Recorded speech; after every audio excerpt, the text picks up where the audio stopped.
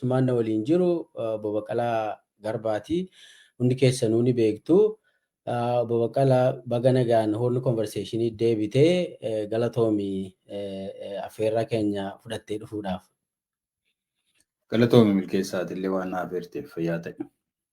Hayyee ulfaadhu. Egaa marii keenyatti utuu hin ce'in dura biyyatti jijjiirraa baraatu gaggeeffamaa jira. Jala bultiidha har'i. Akkaatuma kanaan atis ergaa dabarfachuu qabdu yoo jiraate carraan siif kennatu kallattiin gara marii keenyatti hin seeniin. Haa ta'u galatoomii dhuguma waggaa haaraan egaa kunoo amma jalqabuu isaatii.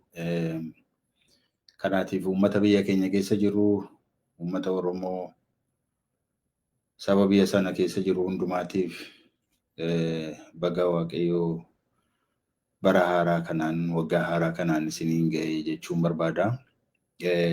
Kanan jedhuufi sababii amala nuu ta'eef akkuma duriitti akkuma aadaatti sababii akkas jennee waggaa haaraa simannuuf otoo hin taane yeroo ammaa kana waan akkasii walii hawwuu fi nagaa akkasii walii dhaamuun hiika addaadha kan inni namaa kennu. Maaliif yoo jenne waggaa darbe yeroo kana namoonni turan har'a kan nu gidduu hin jirre kan ajjeefamanii reeffi isaanii harreetti fe'amee gabaa naanneeffameetti sirbame. Kan immoo reeffi isaanii manaa fuudhamanii ajjeefamanii reeffi isaanii bineensi akka nyaatu kan godhame. Manaa ba'anii kan hin galin kan hafan. Lubbuu isaanii baafachuuf jecha roorroo isaaniirra jiru baqachuuf jecha yookaanis immoo jireenya biyya sana keessa jiru dadhabanii biyya ormaa deemanii hojjetanii nyaachuuf jecha otoo biyyaa ba'anii galaana keessatti liqimfamanii irbaata qurxummii kan ta'an namoota hedduutu jira. Gammoojjii biyya ormaa keessatti otoo deemanii otoo dheebotanii otoo beela'anii kan achumaan hafan achi keessatti kan hafan hedduutu jira. Mirga isaaniif bilisummaa isaaniif birmadummaa isaaniif saba isaaniitiif otoo falmanii roorroo otoo ofirraa faccisanii bosona keessatti kufanii kan hafan meeqatu jira.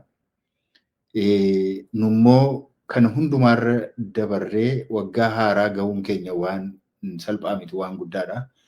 Kanaatiif warra yoona ga'een warra waggaa kana ga'een warra bara haaraa kana simachuudhaaf deemu hundumaatiin baga Waaqayyoo achiin isin ga'ee baga kana hundumaa dandamattanii as geessanii jechuun barbaada. Maaliif akkuma jedhee waan salphaa miti nuuf warra biyya ormaa jirruuf warra biyya nagaa keessa jiraatuuf waggaadhaa gara waggaatti darbuun waan guddaa miti.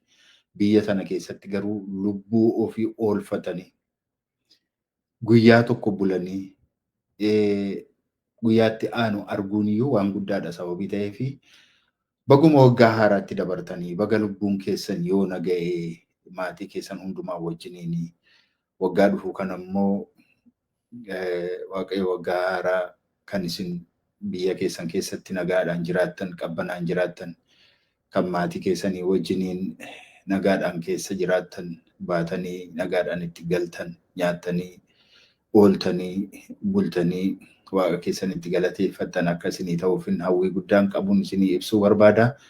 Saba koo biyya keessa jiruutii fi ammas irra deebi'ee baga Waaqayyoo guyyaa kana isin agarsiisee waggaa haaraatti immoo isin dabarse jechuun barbaada. Baay'ee galatoomi Obbo Baqqalaa ulfaadhu. Kallattumaan egaa gara marii keenyaatti ceenaa.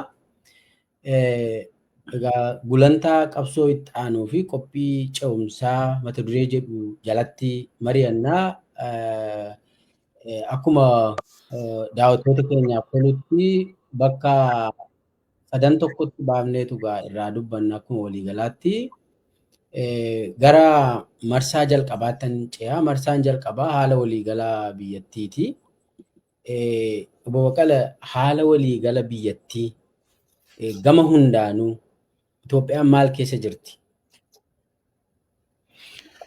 Galatoomi egaa waan hundumaa eessa qabanii dubbatanii eessa akka dhiisan nama rakkisaa. Garuu xinnooma ishee gara booddeetti deebinee ilaalluudhaaf mootummaan amma biyya bulchaa jiru kuni haala inni itti gara aangootti dhufee mootummoonni biroon akkaataa isaan itti gara aangootti dhufan irraatii adda. Maaliif yeroo kan dargii yoo fudhannee gara aangootti yeroo dhufu waan danqaatti ta'an waan hedduu, waan mormii itti ta'an waan hedduu, kan jala dhaabbachuu danda'an diinota hedduu keessa dhaabbatee isaaniin falmaati kan inni waggaa hedduu kan inni ture.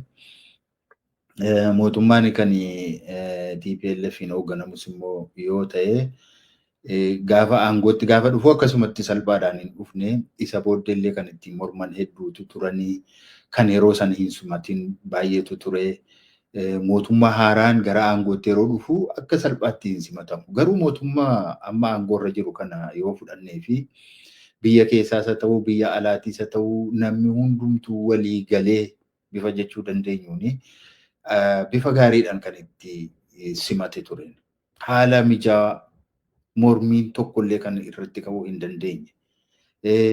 Sababa biyyattii keessaatti yeroo jalqabaatiif daangaatii hanga daangaatti akka mootummaa ofiitti fudhatanii kan deeggarsa kennaniif ture jechuudha.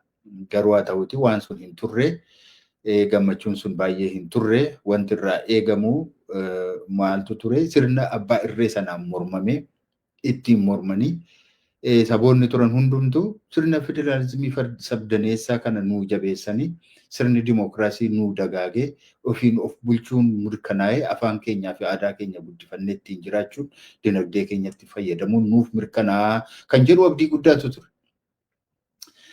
Garuu sun waan sun hin turre gammachuu guddaan sun baay'ee hin turre yeroo suma immoo dafeetti fayyadame mootummaan kanatti fayyadamee silaati saba kana maaltu hafee maalis ni godhu akkam godhu jedhee uummata wajjin mari'atee waan barbaachisu gara fuulduraatti deemuu osoo hin taane bolola aangoorraan kan ka'e aangoo kootiif utuu aangoorra jiru aangoo isa borii isa waggaa 10 booda isa waggaa 20 booda isa waggaa 30 booda yaaduudhaaf jecha akkamittiin aangoorra turuu danda'a.